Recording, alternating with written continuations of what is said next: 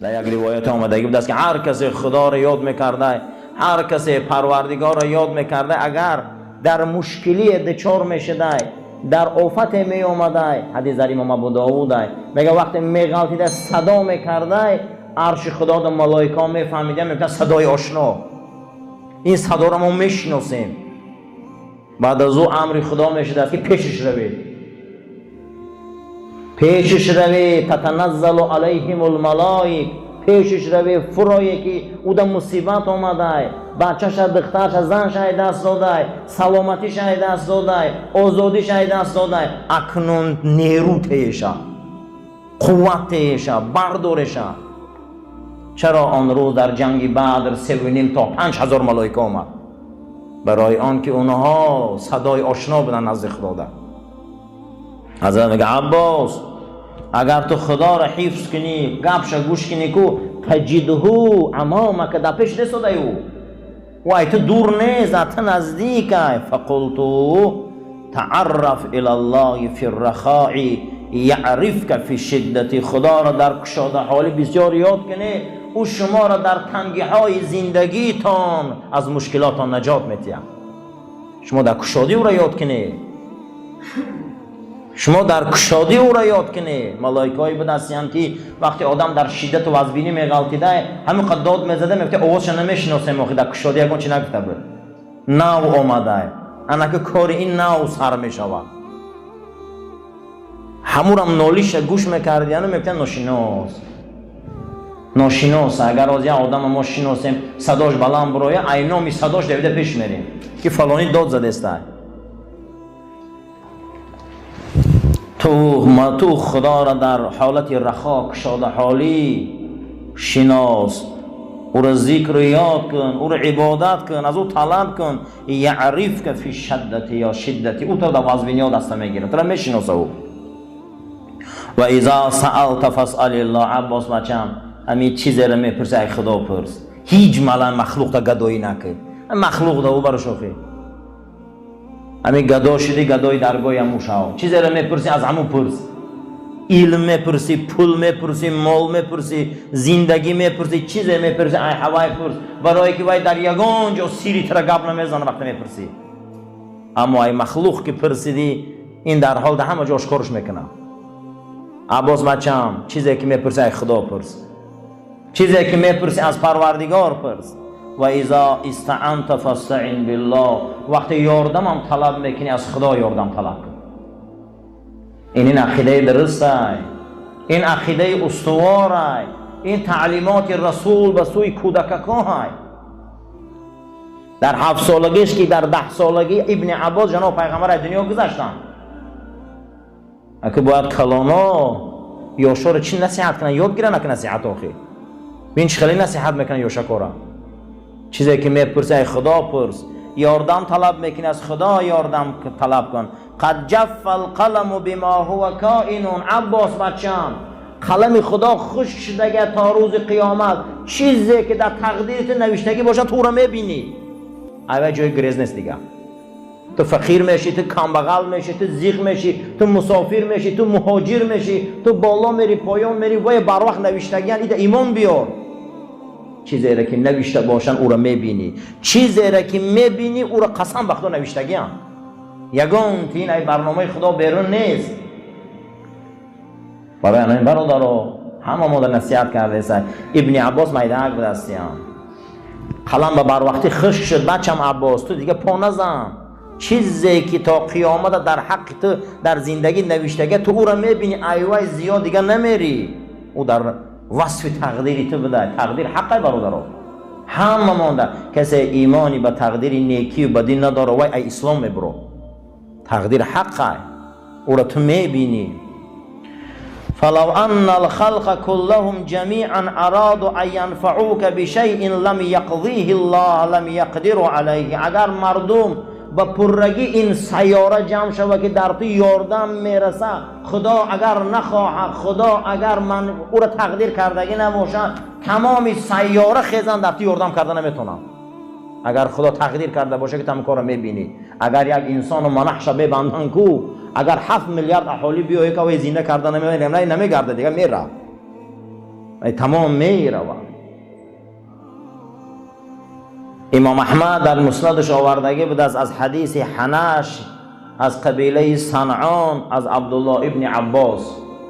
عبدالله پسر عباس این فرزند امکی رسول اکرم های، امک بچن حضرت قطی شاهی مفسرا های گفتن کنت ردیف نبی صلی الله علیه و سلم، من از قفای شتور یا اسب و یک روایت یا خر در قفای پیغمبر قنجقه سوار بودم.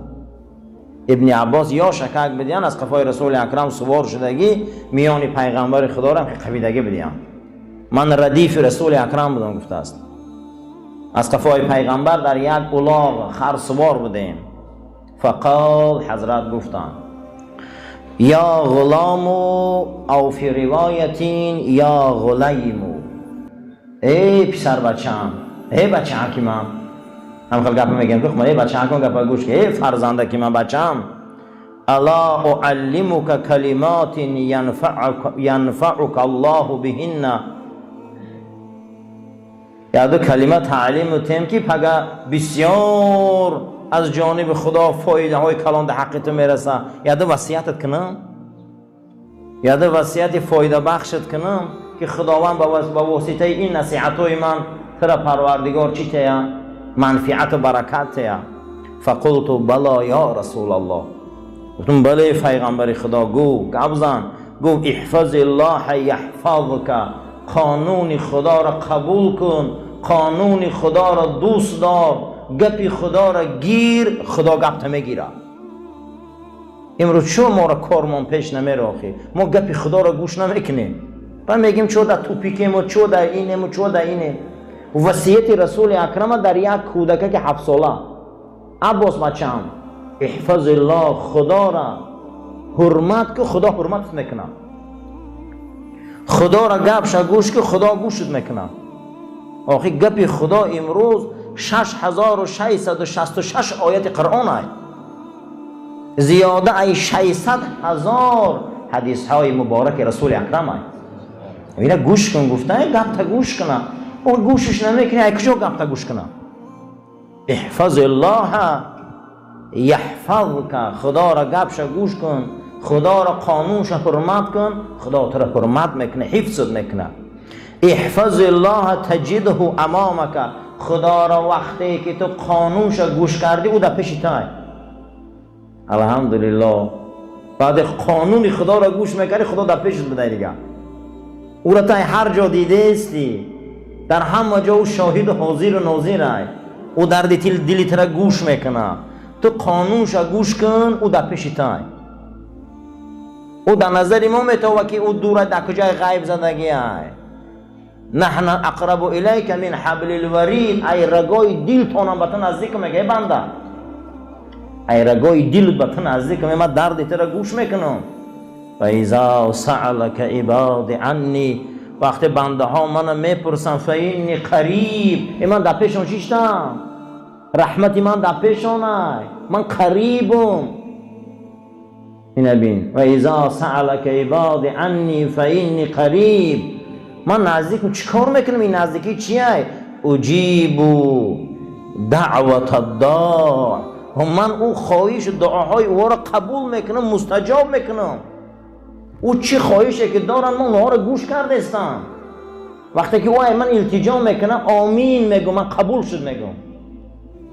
اجیبو دعوت الداع اذا دعان، وقتی اونها من خواهش میکنن، دستاشون طرف من میبردارن، نیایش میکنن، من برای اونها از رگای دلشانم نزدیکم. نحن الیک، من با شما نزدیکم، من حبل الورید. آقا برای ما دیگه دوست چی در کار بوده وقتی اون نزدیک باشه؟ دوستی نزدیک بوده، خیلی دوستی دنیای السلام علیک یا چای خوریم میله، لیکن دوستی حقیقی به ما نزدیک بوده. پیامبر گفت عباس بچم احفظ الله تجده امامک، تو اگر خدا را قانوناش حرمت کنی که او را در پیشت میابی. با خدا خود در قرآن امر میکنه که فسبح بسم ربک الذی، من تسبیح گوی. وقتی که آدم در داخل بحر شنا کرد و با در داخل بحر شنا کرد و دست کشید و پا زد، عرب او را میگه یسبحو. عرب او را چه میگفتن؟ یسبحو. آدم وقت داخل یک کلان کول در روی آبازی کنه، مقصد او چیه؟ یسبحو، یعنی که او چکار کرد؟ شنا کرد. مقصدش باید رسه، یا ازی بر او بر روه یا ای بر ای بر برویه، کوشش کنه که کجا برویه مقصدش، یا خشکی در برویه. پروردگار عظیم و شان ما و شما را امر میکنه که هر چیزی در بین آسمان و زمین موجود است او شنا کرده پیش ما میبیو. یعنی همه ما شنا کرده استیم، کجا میریم؟ مقصد اساسی چیه؟ کجا آمده استیم؟ کجا میریم؟ ما همه ما چیزی که در دنیا هست خدا امر کرده ایستاده که یسبح لله ما فی السماوات و ما فی الارض. آن چیزی که در آسمان و زمینه این مگه آبازی کرده پیش ما مدسته. گردش ایام، آمدن شبها، رفتن روز، من بهار تمام شد، من زمین تابستان، من کدام تیرما، ما نمیفهمیم که سرای سیاه سفید شد، این چهره های خوشرو اکاس واسه جینج و پوچاله شده است. همه ما مقصد اساسی ما پیش حضرت دوست رفتیم. این امیر تسبیح میگن در بحر معرفت، در بحر توحیدی، در بحر خدا با تسبیح ها شنا کنی. و یرضا، میگه من راضی میشم که شما. هر کسی که سبحان الله میگفته خدا از او راضی میشده. یاد او، شکر او، تعریف او چی برکتی هست. هیچ محل گمان نکنیم که ما او را یاد میکنیم و در او فایدهش هم در خمونه. با یاد او ما تازه میشیم، او بر وقت تازه. با یاد او ما پره میشیم، او بر وقت پره. او هیچ محل محتاج به یاد کردن ما نیست، ما محتاجیم. ما سبحان الله الحمدلله میگیم تازه میشیم، ما تکبیر میگیم لا اله الا الله میگیم تازه میشیم. ما به یاد او وقتامان ساعتامان صرف میکنیم، صاحب منزلت میشیم. الحمدلله هر یک ساعت با خدا شیشتن این برای خما فایده. برایم در اینجا کما یحب ربنا و یرضا، خدا ذکر کننده هاش دوست می داشته، خدا ذکر کننده هاش در حقش میگفته من راضیم اینها، من اینها راضیم. در حدیث شریف جناب پیغمبر صلی الله علیه و سلم آورده بدستیان که حضرت فرمودیان یک انسان روزها صدقه و نفقه میتیه، یک آدم روزها ذکر میکنه، کدامش منزلتش بلنده؟ حضرت گفتن که ذکر. یگان چی در مقابل ذکر خدا ایستاده میتونه، یگان چی برابر نام خدا برابر شده میتونه. احسان خیرم در مرتبه خودش ای ذکر دویم درجه بده. برای همین هر کس ذکر خدا کرد، یاد خدا کرد، به قلبش و به زبانش و به روانش، این بسیار منزلتی بلند داره، به حد منزلتی بلند داره. و یرضا، من گفته ای ذاکرین راضیم. الحمدلله رب العالمین، یعنی اولین آیه مبارکه قرآن. الحمد، تمام تعریف ها، تمام شکر ها، تمام وصف ها، تمام خوبی ها همش ای خدای.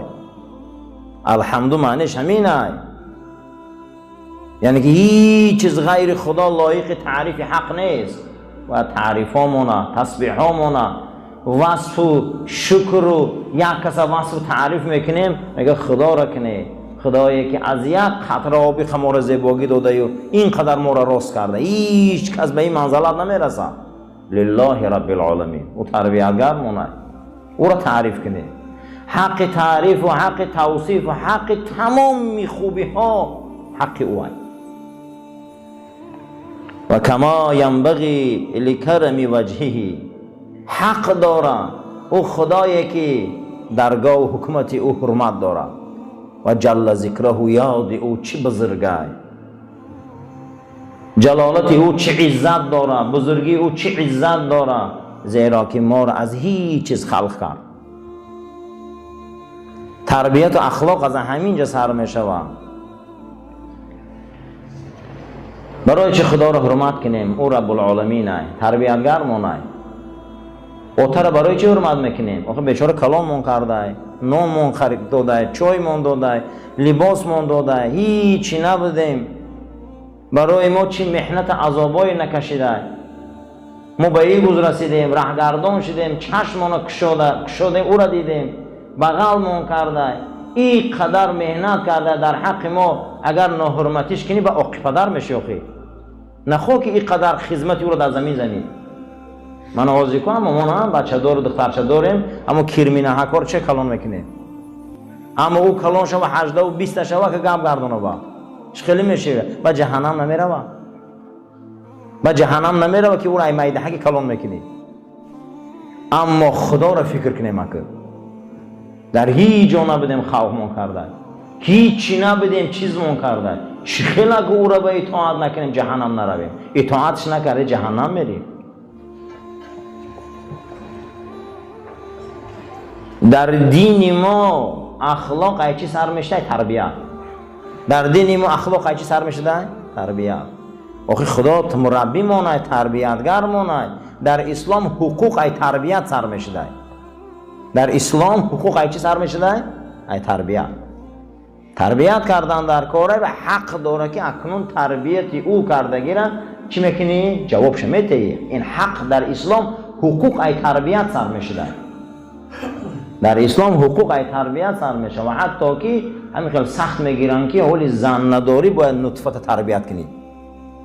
زن نداری باید نطفت تربیت کنی که نطفه تو باید از حرام پر نشوه. اسلام اولی زن نداری خیلی تربیت میکنی، اولی چوی زن گرفتن اکنون. برای انتخاب زن با یک کتابی دیگر، برای انتخابی که تو باید کوشش کنی که حلال خوری حلال پوشی با یک کتابی دیگر، یک کتاب نه صدها کتابی دیگر. یعنی ببینید که اسلام چه دینی بزرگه که حقوق اسلامی ای تربیت سر میشده. چی تربیت؟ او تربیت چیه؟ و صلی الله علی محمد. آمد معلمون اکنون، معلم ما آمد. معلم ما نامش محمد مصطفی بوده صلی الله علیه و سلم. نبی بوده، خبررسان خدا بوده، امی بوده، بابا خط سواد نداشته. یک نبی امی، نبی که او امی خط سواد نداره، برای ما یک تعلیماتای دادگی که یگان تاش دروغ نیست. این داد خدا که برادران، بعد خدا آدم تیه به اکادمی و به یونیورسیته هم داده. خدا اگر آدم تیه نخونده هم میداده. یک آدم صحبت میکنه که چخیلی آخی خدا در چخیلی علم ای رسول الله میدونه یک اونجا رو نخونده، ای کجا میدونه او؟ حتی که شبی سوره اقرا نازل میشوه تربیت بینه. در غار حرا حضرت شتگی بودن که اولین مراتبه با کی خوردن در همونجا سوره اقرا نازل شدن در جبرائیل امین. حضرت چیکار کردن؟ جبرائیل امین قچاق کردن. 3 مراتبه حضرت جقیدن، فشار دادن، گفتن اقرا بسم ربک الذی خلق، بخوان. گفت من خواننده نیستم، خو نمیتونم، من ایداش نمیبرم، من یگان جا نخوندم، من علم ندارم، سواد ندارم، مکتب ندارم، مدرسه ندارم. خی با حضرت آغوش کردن، جقیدن. حتی که حضرت گفتن که همون تا سخت جقید مگه گمان کردم ایهوش میرم. جناب پیغمبر 3 مرتبه قریب ایهوش رفتم. اکنون در ان همین جقیدن از هوش رفتن حضرت در علم لدونی خدا گذاشت. میگن چه خیل از یک کامپیوتر کلان من در 15 دقیقه در یک فلش میگیرم شد. در 15 در 5 دقیقه هم میگیری ازی. با قوتتری کتابخانه های دنیا رو در یک فلش میگیری ازی. در یک دیسک میگیری. که مخلوق اکنون یا چی اختراع کرده، یا خلق کرده، یا چی آفریده، ایش در ایش هزارها کتاب در یک فلش میگذاره که تو نیستن پروردگار پیغمبرش علم گذرونده نمیتونه. این نمیده حیران میشه چی من نمیتونه، قدرت نداره که علم گذرونده او. اگه مخلوق میتونسته یا دیسک ده 100,000 کتاب جا کنه، اما رسول الله جا کرده نمیتونه. خدا خالق ما نمیتونه این کار کرده. البته شبی انامو غار حرا که 3 بار آغوش کرد جناب پیغمبر جبرائیل امین، این علم الهی گذشت حضرت ده، علم گذشت، پر شد وجودش. برای همین معلم تربیتگری ما در این زمین و صلی الله علی محمد، درود به اندازه بر اون محمد صلی الله علیه و سلم، پیغمبر امی که خط سواد نداره، اما دنیا امروز از حضرت گپ میزنه. نگار من به مکتب نرفت و خط ننوشت، او مکتب نرفته خط ننوشته. حضرت حافظ میگه نه که هزارها مدرس معلم شد.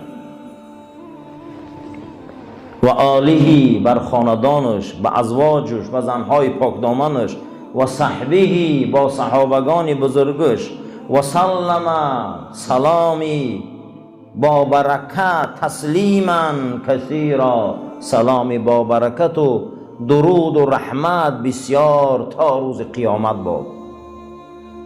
حدیث امام احمد روایت کردیان. این دوامی درس اخلاقیات مونه. بفضل الله با این حدیث در راه صحبت میکنیم. با هفته دیگر درباره اخلاق و تربیت درباره زمینه های او ان شاء الله با بحثمون دوام میتیم. اللهم ربنا آتنا فی الدنیا حسنة و فی الآخرة حسنة و قنا عذاب النار و صلی الله تعالی خیر خلق محمد و علی اصحابه اجمعین. آمین یا رب العالمین.